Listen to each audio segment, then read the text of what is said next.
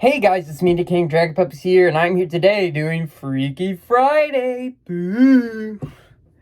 Anyways, today we are doing the cryptid Champ, the sea monster. And, yeah. So, before I begin, I just want to say there's going to be a big announcement. I have a big announcement to make, but, you'll have to wait till the end of the video, so stick around to see what the big announcement is. Anyways, let's get started. Champ, Champy, or Champy, Champai or Champy, or the Lake Champlain monster is the name given to a reputed lake monster living in Lake Champlain. The lake is a natural freshwater lake in North America and partially situated across the U.S.-Canada border in the Canadian province of Quebec and across the Vermont-New York border. While there is no scientific evidence for the cryptid's existence, there have been over 300 reported sightings. The legend of the monster is considered a draw for tourism in the Burlington, Vermont, and Plattsburgh, New York areas. Like the Loch Ness Monster, most regarded Champ as a legend. Others have speculated that it is possible such a creature does live in the deep lake and is possibly a relative of the Plesiosaurus, an extinct group of aquatic reptiles. Lake Champlain is a 125-mile long body of fresh water that is shared by New York and Vermont and just a few miles into Quebec, Canada. The Champ legend has become a revenue-generated attraction. For example, the village of Port Henry, New York has erected a giant model of Champ and holds Champ Day on the first Saturday of every August. As the mascot of Vermont's lone minor league baseball affiliate, the Vermont Lake Monsters, Champ became more prominent after the team was renamed from the Vermont Expos to the Vermont Lake Monsters. Champ has been the primary attraction of the New York Penn League affiliate since their inception. Several nearby establishments, including a car wash, use Champ as the logo. The scientific name, Champtain Strophius americanus, has been proposed. Photography. In 1977, amateur photographer Sandra Mancy released a photograph that appeared to show a plesiosaurus-like body and neck sticking out of the lake. Mancy later showed the photo, which is similar to the famous surgeon's photo of the Loch Ness Monster, to Joseph W. Zarzinski. The entire bay of lake where the photograph reportedly was taken is no deeper than 14 feet, about 4.3 meters, according to Joe Nickell. There are few explanations for how a giant creature could swim, let alone hide, in such shallow water. Furthermore, it has been suggested that the object in the photograph could possibly be a rising tree trunk or log. Rotting trees are often gathered gas in the process of decay and sometimes rise to the water's surface at considerable speeds. So, something interesting I find is that Champ, the famous picture of Champ that I know of, could have been a log. And looking at it now, it does not look like a log. Like, the shape of the head, and it just doesn't look like a log to me. Now, doesn't mean it's a sea creature, but for them to say it was a tree, I really don't think so. But the fact that they have many celebrations for Champ and really show their love for him, and even a mascot for a minor league baseball team, I find it really cool because I like it when people do that, but that also means it was a tourist attraction to lure tourists in, so that might be a possibility that it is a hoax because of that. That usually makes them more likely to exist. So, let's continue. Recent sightings. Champ reportedly can be seen in a video taken by fisherman Dick Affolter and his stepson Pete Baudet of 2005. Close examination of the images may be interpreted either as a head and neck of a plesiosaurus-like animal, and even an open mouth in one frame and a closed mouth in another, or as a fish or eel. So, what I find strange is that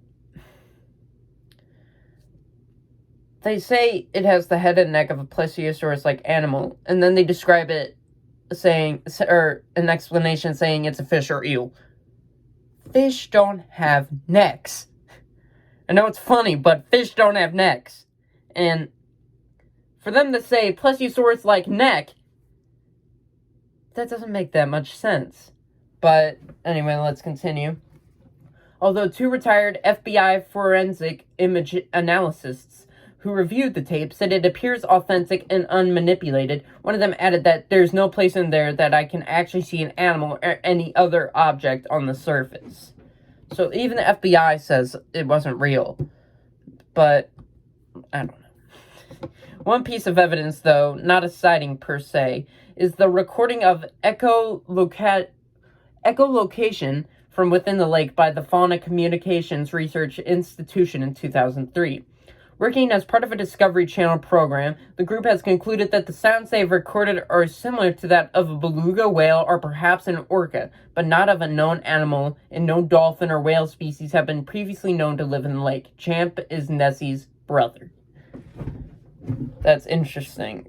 So, they actually caught footage of what sounds like the sounds of a beluga whale. So, for a beluga whale to exist there, strange. But anyways, that was the Cryptid Wiki fandom's definition of Champ. But now let's get into the cryptozoology A to Z, and it has a lot to say about Champ, so let's dig in. The Lake Champlain monster, or Champ, is credited with a long history which it may or may not deserve. In older articles about Champ, the claim is made that the first white man to see the Lake Champlain monster was the lake's namesake, explorer Samuel de Champlain, who in his journal entry for July 1609 records an observation of a serpentine creature about 20 feet long, as thick as a barrel and with a horse-like head. Champlain wrote that the Indians called the animal a chawasaro. Sorry if I'm butchering that. Today, most cryptozoologists think that was the Champlain saw was a sturgeon. So, sturgeon's head, if you've seen a sturgeon, does not look like the head of a horse. So, don't know where they're getting that from. But, anyways, between the time of Champlain sightings and the 1800s, there were no known reports of Champ sightings, perhaps because the area was sparsely settled until just before the War of 1812. Previously, the only Europeans in Champlain Valley were mostly Jesuits and soldiers, and they left no stories of any missionary or military encounters with the creature. By 1810, however, Champ reports began to come in the record as 150,000 settlers looking for inexpensive land found their way to the lake. Lake Champlain is the largest body of water in the U.S., other than the Great Lakes, occupying portions of what is now Vermont and New York, as well as the province of Quebec in Canada. It is almost 110 miles long and 13 miles wide, with a maximum depth of 400 feet. The surface area is 436 square miles. The action of ancient glaciers carved out the lake, and as ice sheets retreated, they left behind a finger of the inland sea that at different times was connected to the ocean. Like Loch Ness in Scotland, Okanagan Lake in British Columbia, and scores of other deep, cold water lakes in the northern temperate zones, Lake Champlain appears to be an ideal home for a monster.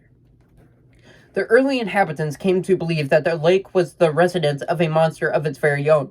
Accounts of the time published in the Plattsburgh, New York Republican tell of how in 1819 pioneers were alarmed by a beast as it stuck its head above the surface of Bulwaga Bay, near what is now Port Henry, New York. Between the arrival of the steamboat around 1870 and 1900s, according to one historian, the lake's creatures was reported on at least 20 occasions. In all but 2 instances, the monster was seen by a number of people of unimpeachable character, according to news accounts. On August 30th, 1878, for example, as the yacht Rob Roy lay becalmed off Button Bay Island, the boat's party of 6 saw a large monster swimming rapidly by its head, occasionally projecting through the smooth-as-glass surface of the water. On November 5th, 1879, 3 University of Burlington students saw the monster, 15 feet of it visible above the water, travel gracefully from Appletree Point near Burlington around Rock Dunder and head for Essex. On July 9th, 1887, the creature made a spectacular appearance as a group of East Charlotte, Vermont picnickers saw it come around a bend, its flat snake-like head poking above the water, and make straight towards them. As it grew closer at a terrific speed, some witnesses screamed, and the monster whirled to the right and disappeared under the waves.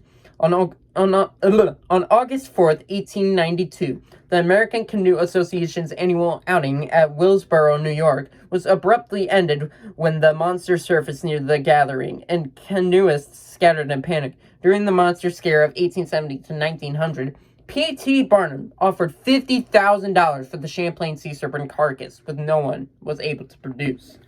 That I find interesting, that even P.T. Barnum wanted to know if it was real, and he was the master of hoax, so you never know. Maybe he was the person who faked Champ. Anyways, in 1915, according to a New York Times account, observers viewed the monster as it was stranded in the shallows at the entrance of Bulwaga Bay near the Crown Point fortifications. The animal, said to be 40 feet long, lashed the waters trying to escape, eventually releasing itself. It swam for the Vermont side to sink submarine fashion, leaving a wake which was well defined on the glassy surface of the lake. The next series of monster sightings occurred in the 1930s and 1940s. One especially close encounter was experienced by Mr. and Mrs. Langlois while fishing in their motorboats off Rose Point, New York, in August 1939. When the monster headed for them, and the couple hastily veered to avoid being hit. As they fled for shore, the monster disappeared below the lake's surface. In 1943, Charles Weston watched through binoculars as a large animal churned up the water of Rouse's Point. In 1945, a Winooski, Vermont woman aboard the SS Ticonderoga related how she and other passengers witnessing a bridge dedication saw the beast raise its head from the water nearby. Through the 1950s, 1960s, and early 1970s, sightings of the Lake Champlain monster were either infrequent or infrequently reported. But all that changed with the arrival in the early 1970s of Joseph Zarzinski, a dynamic investigator, lecturer, and social science instructor at a junior high school in Saratoga Springs, New York. He organized the Lake Champlain phenomena investigation and made the search for Champ his life's passion. Zarzinski's no-nonsense approach to the monster hunting meant that those who for years had been ridiculed because they saw something strange in the lake now had a sympathetic ear. The towering 6'6" Zarzinski's friendly manner and confident style made him one of the most trusted cryptozoologists of the 1970s and 1980s.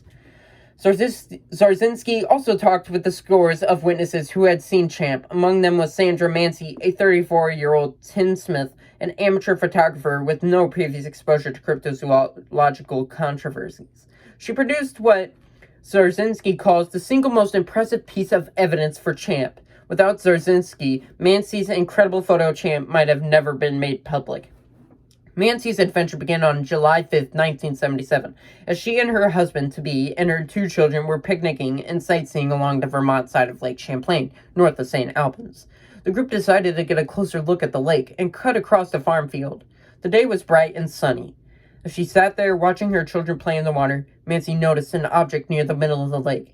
At first, she took it to be a large fish in the hand of a diver surfacing, but eventually she realized it was the grayish-brown head and long snake-like neck of a creature breaking the lake's surface. The thing's head seemed to be twisting around, scanning the countryside. Though frightened, she rushed to get her Kodak Instamatic camera from her car and snapped one shot of the beast. Once the photograph was taken, she grabbed the children and fled the scene. Fearful of the jokes and ridicule she might be subject to, Mancy hid the picture for 3 years. Finally, encouraged by friends and the growing interest in Champ promoted by Zarzinski and his investigation, Mancy, now living in Winchester, New Hampshire, produced the photograph for scrutiny by some academic types allegedly interested in the monster who had approached her. The fact that Mancy had lost the negative and had never known the exact location of the sighting led to some difficult moments until Mancy was introduced to Zarzinski. After interviewing Mancy, Zarzinski contacted other figures in the field of cryptozoology to help him evaluate her evidence. Roy Mackal, a University of Chicago zoologist famed for his Loch Ness Monster work, and J. Richard Greenwell and B. Roy Frieden, both of the University of Arizona, examined Mancy's photograph and subjected it to computer tests. According to Frieden, a professor of optical sciences, no evidence of a montage or superimposition could be found. Greenwell and Mackal were similarly convinced that Mancy had a picture of an unknown animate object in the lake. Greenwell was convinced that the object In Mancy's photo was a plesiosaurus, an extinct marine reptile like the ones he believes to be responsible for the Loch Ness Monster. Mako, on the other hand, speculated that the creature in common with other lake monsters was a Zigeuladon, a primitive whale generally thought to have become extinct 20 million years ago. Zarzinski has ceased active involvement in the investigation of what he used to call the champ animals. Today he devotes his spare moments to the search for shipwrecks. The work at Lake Champlain during the 1990s is largely in the hands of Dennis J. Hall, the director of Champ Quest. That is everything it says in the Cryptozoologist A to Z. A lot more information, I will say, than the Cryptid Wiki fandom. But that's just amazing. All the sightings in it, like, they all sounded so real.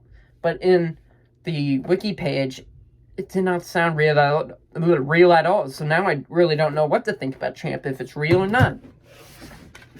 Last but not least, we are going to read the description from the Cryptid Creatures, a Field Guide book.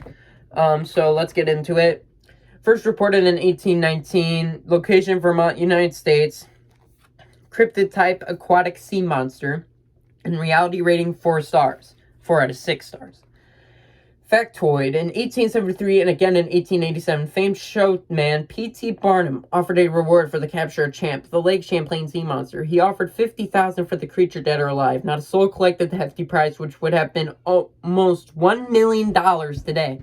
Imagine finding the body of a sea monster and then winning what would have been $1 million. You would have been a millionaire. That is insane. But anyways, eyewitness accounts. Before recorded history, the native Abenaki and Iroquois tribes of the region told stories of a 10-foot-long creature now known as Champ swimming the waters of Lake Champlain in New York and Vermont. More than 300 people have claimed sightings, but none are more compelling than the late Sandra Mancy's photo documented total encounter. Since we've heard this already twice, let's skip over this. Blah, blah, blah, blah, blah, blah, blah, blah. Scientist Elizabeth von Muggenthaler has collected evidence to support the possibility. In 2003, the animal sound expert conducted an audio survey of the lake. Most of the sounds match animals known to inhabit Lake Champlain, but one remained a mystery. Something in the water was using echolocation, the way dolphins and whales do in the sea. A similar study in 2013 also claimed to capture echolocation, though it has not been confirmed. Is a colony of whales living in Lake Champlain? Only time will tell. But thanks to binding legislation in New York and Vermont, all relatives of Champ have protected status. People hunting and fishing are not allowed to capture or kill this creature, should it surface within reach. And that's a good thing, just in case it kills you. Very interesting.